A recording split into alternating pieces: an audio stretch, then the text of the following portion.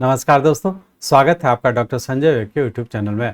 दोस्तों आज मैं doctor Sanjay Sinha, technical analyst working on near since last 27 years. क्या आप अपने रिस्क को कम करते हुए फिर निफ्टी ट्रेडिंग और इन्वेस्टिंग में कंसिस्टेंट प्रॉफिट्स कमाना चाहते हैं?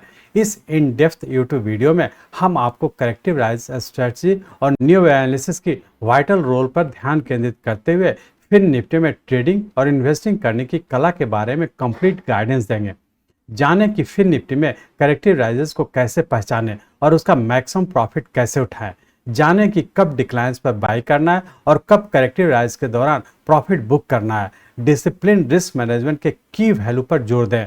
अपनी कैपिटल की सुरक्षा के लिए न्यू एनालिसिस टेक्निक एक्सप्लोर करें और गारंटी करें कि आप अपनी पोजीशन सेफ रखें। लोअर स्टॉप लॉस ऑर्डर्स को इफेक्टिवली लागू करें। समझें कि अप्रोप्रिएट स्टॉप लॉस लेवल कैसे सेट करें और अपने ट्रेड्स और इन्वेस्टमेंट की अटेंटिवली मॉनिटरिंग करें। न्यू एनालिसिस में प्रोफिशिएंसी प्राप्त करें और यह आपको अंडरस्टैंडिंग के साथ ट्रेडिंग और इन्वेस्टिंग में करेक्ट एक्शन लेने में मदद कर सकता है। जानें अपनी एंट्रीज और एग्जिट के समय के पैटर्न्स और वेव्स को पहचानना सीखें। फिर निफ्टी ट्रेडिंग और इन्वेस्टमेंटिंग में प्रिसीजन टाइमिंग की खोज करें। हम मैक्सिमम प्रॉफिटेबिलिटी के लिए ट्रेड्स और इन्वेस्टमेंट में कब एंट्री करें और कब एग्जिट लें, इस पर प्रैक्टिकल टिप्स प्रदान करेंगे। साइंस और रिकॉग्नाइज करना सीखें जो बताते हैं कि किसी ट्रेड से एग्जिट करने का समय आ गया है। चाहे प्रॉफिट सिक्योर करना हो या लॉसेस को लिमिट करना हो, दोनों स्किल्स में एक्सपर्ट बने। कॉमन पिटफॉल से बचे जो गेन्स को एरोड करते हैं। इस वीडियो के अंत तक आपको फिर निफ्टी का सक्सेसफुली ट्रेडिंग और इन्वेस्टमेंटिंग कैसे करें इसकी कंप्रिहेंसिव अंडरस्टैंडिंग हो जाएगी।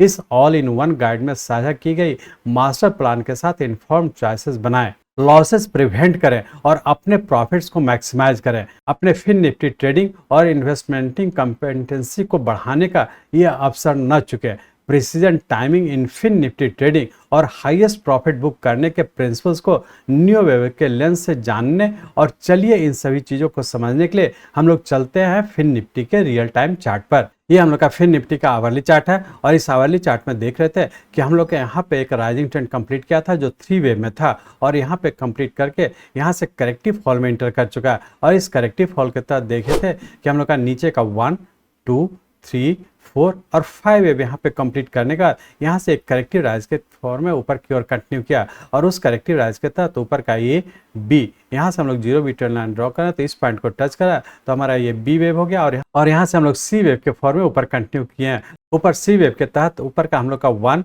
2, 3, 4 और ये 5 वेव में हम लोग ऊपर कंटिन्यू किए हैं और फिफ्थ वेव के भी सबऑर्डिनेट वेव में हम लोग इसको एनालाइज करेंगे कि हम लोग का फिफ्थ वेव कहाँ पे पूरा होने की संभावना और क्या स्टॉप लॉस और कहाँ पे एंट्री करने की संभावना, ये फिफ्थ वेव हम लोग का कहाँ पे पूरा करने की संभावना।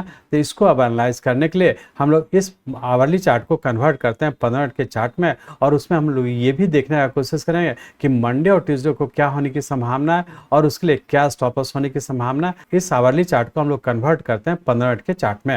हम लोग 15 मिनट के चार्ट में आ चुके हैं और इस 15 मिनट के चार्ट में हम लोग देख रहे हैं कि यहाँ पे हम लोग का corrective fall B wave complete करने के बाद ऊपर का 1, 2 यहाँ से हम लोग 0 टू ट्रेंड लाइन ड्रॉ करा तो हमारा इस पॉइंट को टच करा तो हमारा ये सेकंड वेव हो गया और यहाँ से हम लोग का ये थर्ड, फोर्थ, ये फोर्थ और ऊपर का फिर से फिफ्थ वेव के फॉर्म में ऊपर का फिफ्थ वेव का सबऑर्डिनेट वेव 1, 2 यहाँ से हम लोग 0 टू ट्रेंड लाइन ड्रॉ करा तो हमारा सेकंड वेव हो गया, ये थर्ड और हम लोग अभी फोर्थ में है और बहुत ज़्यादा संभावना है कि फोर्थ में रहते हुए फोर्थ पूरा करके फिर से फिफ्थ वेव में ऊपर कंप्लीट करके फिर से पूरे के करेक्टिव फॉल में इंटर होने की संभावना है। तो हम लोग ऐसा कर सकते हैं कि यदि 15 मिनट के चार्ट में देख रहा है तो हम लोग का फोर्थ वेव यहाँ पे कंप्लीट किया, उससे उसके बाद फिफ्थ वेव के फॉर्म में हम लोग ऊपर कंटिन्यू कर चुके हैं। अब इस फिफ्थ वेव के फॉर्म के तहत हम लोग का 1, 2, 3 और हम लोग अभी फोर्थ में और हो सकता है कि फिफ्थ वेव बना करके फिर से नीचे कंटिन्यू होने की संभावना है। तो अब हम लोग ये कर सकते हैं मंडे ट्यूसडे के लिए रेंज बाउंड के तहत नीचे 20,450 और ऊपर का 20,600 इसी रेंज बाउंड में रहने की संभावना।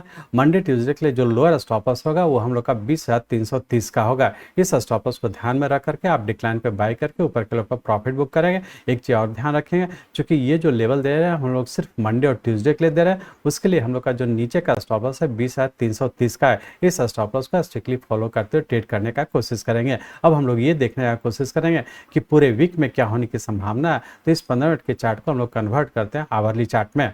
हम लोग पुनः आवरली चार्ट में आ चुके हैं और इस आवरली चार्ट में हम लोग देख रहे हैं कि चूंकि हम लोग का यहाँ पे थर्ड वेव कंप्लीट करके फोर्थ और फिफ्थ वेव में इंटर किया और फिफ्थ वेव ऊपर कहीं ना कहीं यहाँ पे पूरा होने की संभावना है, जो कि उससे बड़े टाइम का हम लोग का सी वेव होगा और उसका फिर से हो सकता है करेक्टिव फॉल में इंटर करेगा या फिर नीचे कंटिन्यू करेगा। तो इसको हम लोग पहले स्टॉप लॉस को हम लोग फॉलो करेंगे। तो मंडे ट्यूजडे के लिए जो स्टॉप लॉस है उसको इंट्राडे के पॉइंट है उससे करेंगे।